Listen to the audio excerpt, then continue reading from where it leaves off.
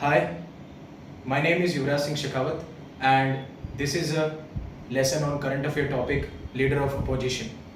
And this video is for Unacademy Stars program. So जो context है वो ये है कि राहुल गांधी जी को, जो कि कांग्रेस लीडर है, उनको लीडर ऑफ अपोजिशन सेलेक्ट किया गया है. तो हम यहाँ पे बात करेंगे लीडर ऑफ अपोजिशन की. और सबसे इम्पोर्टेंट ये है कि हम लीडर ऑफ अपोजिशन को क्यों ऐसे मान रहे हैं कि ये प्रोबेबल और इम्पॉर्टेंट करंट अफेयर्स हो सकता है. फर्स्ट इम्पॉर्टेंट क्राइटेरिया इसके पीछे ये है कि in the history of the houses historically numerically जो नंबर है अपोजिशन पार्टी का वो सबसे ज़्यादा है. और सेकंड ये है कि 16th और 17th लोकसभा में हमारे पास में कोई भी लीडर ऑफ अपोजिशन नहीं था, और इस 18th लोकसभा में हमने लीडर ऑफ अपोजिशन को सेलेक्ट किया है. अब थोड़ा सा हम ये जानने के लिए कि पार्लियामेंट क्या है, Lok Sabha, Rajya Sabha, leader of opposition क्या है, उसके लिए थोड़ा सा एक बेसिक फ्रेमवर्क जान लेते हैं, जिससे कि हमारी अंडरस्टैंडिंग और अच्छी हो जाएगी और हम समझ पाएंगे कि ऑर्गन्स का क्या काम होता है, जिससे हम लीडर ऑफ अपोजिशन के रोल को भी बहुत अच्छे से समझ पाएंगे. तो सबसे पहले हमारे पास में गवर्नमेंट है.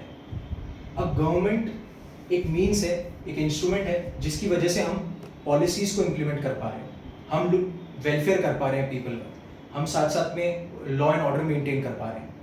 अब ये जो मेंटेन हो रहा है, ये जो इंस्ट्रूमेंट है, इसके कुछ ऑर्गन्स हैं. एक है लेजिस्लेचर, दूसरा है एग्जीक्यूटिव और तीसरा है जुडिशरी. लेजिस्लेचर का फंक्शन है कि लॉ को इनेक्ट करना. एग्जीक्यूटिव का फंक्शन है जो भी लॉज इनेक्ट किए गए हैं उनको इम्प्लीमेंट करना, उनको एग्जीक्यूट करना. और जुडिशरी का फंक्शन है कि उन लॉज को प्रोटेक्ट करना और जो सुप्रीमेसी है लॉज की वो मेंटेन करके रखना. और जुडिशरी का ये भी है कि चेक्स एंड बैलेंस बना के रखना लेजिस्लेचर और एग्जीक्यूटिव में. उसके बाद में हम लेजिस्लेचर में आते हैं पार्लियामेंट. तो पार्लियामेंट के 3 कंपोनेंट हैं. एक है प्रेसिडेंट, दूसरा है लोकसभा, तीसरा है राज्यसभा.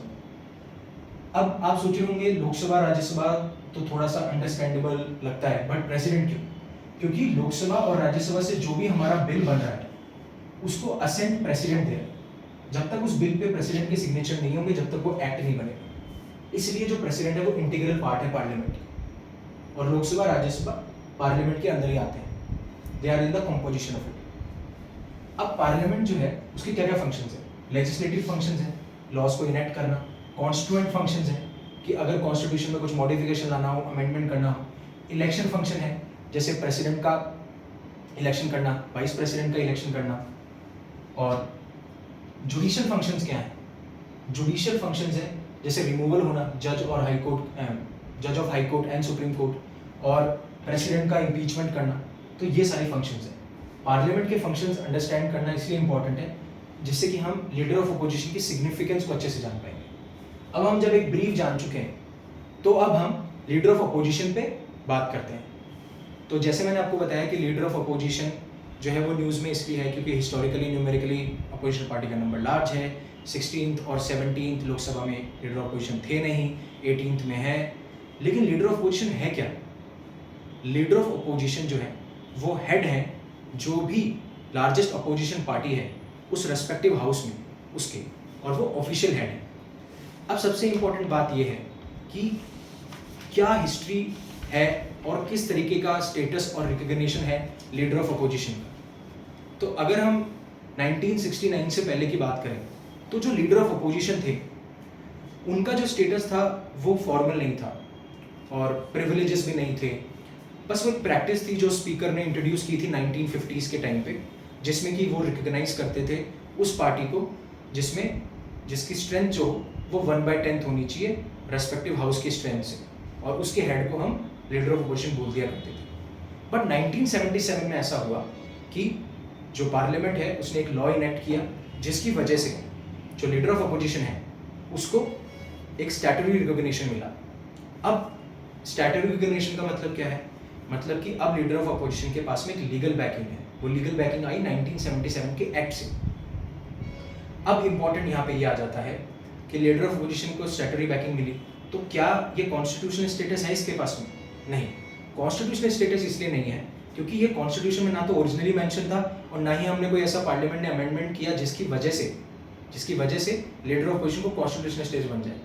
अब आपको ये समझ में आएगा कि मैंने बोला कि पार्लियामेंट के पास में कॉन्स्टिट्यूएंट फंक्शंस होते हैं कि वो अमेंड कर सकती है कॉन्स्टिट्यूशन, इसलिए वो लीडर ऑफ अपोजिशन को हम कॉन्स्टिट्यूशनल स्टेटस नहीं देते हैं। अब इम्पोर्टेंट, आपने हिस्ट्री देख लिया, आपने रिकॉग्निशन देख लिया, आपने स्टेटस देख लिया, तो फिर लीडर ऑफ अपोजिशन का क्राइटेरिया क्या है? क्राइटेरिया है कि रेस्पेक्टिव हाउस, लोकसभा राज्यसभा जो भी हो, उसका वो मेंबर होना चाहिए, इलेक्टेड मेंबर होने चाहिए। दूसरा ये है कि जो अपोजिशन पार्टी है उसकी स्ट्रेंथ जो है वो 1/10 मिनिमम 1/10 होनी चाहिए total strength of that respective house. और तीसरी चीज़ ये है कि वो स्पीकर के द्वारा रिकॉग्नाइज किया जाना चाहिए फॉर्मली। अब रिकॉग्नाइज से मैं बताता हूँ स्पीकर में क्या है। अब हम बात करेंगे कि प्रोसेस क्या है, मतलब लीडर ऑफ अपोजिशन को सेलेक्ट करने की क्या प्रोसेस है। तो सबसे पहले ये होता है कि जो भी अपोजिशन पार्टी है उसमें इंटरनली ये सेलेक्ट किया जाता है या इलेक्ट किया जाता है कि किसको हम रिप्रेजेंट करेंगे। जब हम उसको बोलते हैं कि हम इनको रिप्रेजेंट करेंगे तो उस नोटिफिकेशन को हम स्पीकर के पास में पुट फॉरवर्ड करते हैं, फिर उसको स्पीकर रिकॉग्नाइज करते हैं। जब स्पीकर रिकॉग्नाइज करते हैं तो फिर उसके बाद में एक ऑफिशियल अनाउंसमेंट होती है जिससे कि ये किया जाता है कि लीडर ऑफ अपोजिशन को हम रिकॉग्नाइज करते हैं, और ये पूरा प्रोसेस होता है।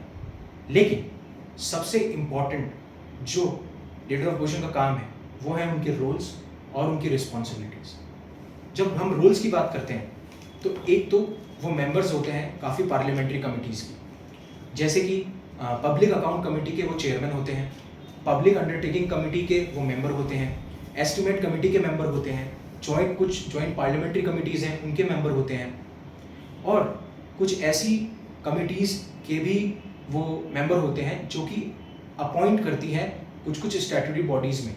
जैसे कि आपके NHRC में अपॉइंटमेंट करना हो तो उस सिलेक्शन कमेटी के मेंबर होंगे, CBI में अपॉइंटमेंट करना हो तो उस कमेटी के मेंबर होंगे, चीफ विजिलेंस कमीशन हो उसके लिए भी वही होंगे।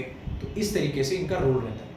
बट जो सिग्निफिकेंस है इनकी, जो इनकी इम्पोर्टेंस है वो ये है कि एक तो जो मेजॉरिटी पार्टी रूल कर रही है उसके लिए ये कंस्ट्रक्टिव क्रिटिसिज्म प्रोवाइड करते हैं जिससे कि बेटर पॉलिसीज़ बनाई जा सके, बेटर डिबेट्स हो चुके हैं, डेलिब्रेशंस हो चुके हैं, जो भी हम लॉज लाना चाहते हैं, जो भी हम पॉलिसीज़ लाना चाहते हैं। फिर एक अल्टरनेटिव गवर्नमेंट की भी एक वाइबल ऑप्शन देते हैं कि अगर कहीं ना कहीं मेजॉरिटी रूलिंग पार्टी गवर्नमेंट बनाने में असमर्थ होती है या कहीं ना कहीं कुछ ऐसा हो जाता है जिसकी वजह से गवर्नमेंट नहीं बन पाती है, तो ये एक अल्टरनेटिव गवर्नमेंट का भी फॉर्म देते हैं।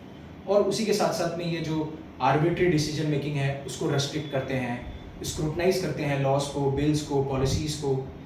तो ये सारा सिग्निफिकेंस है लीडर ऑफ अपोजिशन का। और एंड में यही कंक्लूजन है कि अगर डेमोक्रेसी को ग्राउंड लेवल पे मटेरियलाइज होना है तो उसके लिए हमें एक एफिशिएंट, हमें इफेक्टिव और हमें एक रिप्रेजेंटेटिव लेजिस्लेचर चाहिए जिसमें मेजॉरिटी रूलिंग पार्टी का जितना रोल है उतना ही लीडर ऑफ अपोजिशन का है। So this is all from my side, my self Yuvraj Singh, an academy educator, and thank you for listening.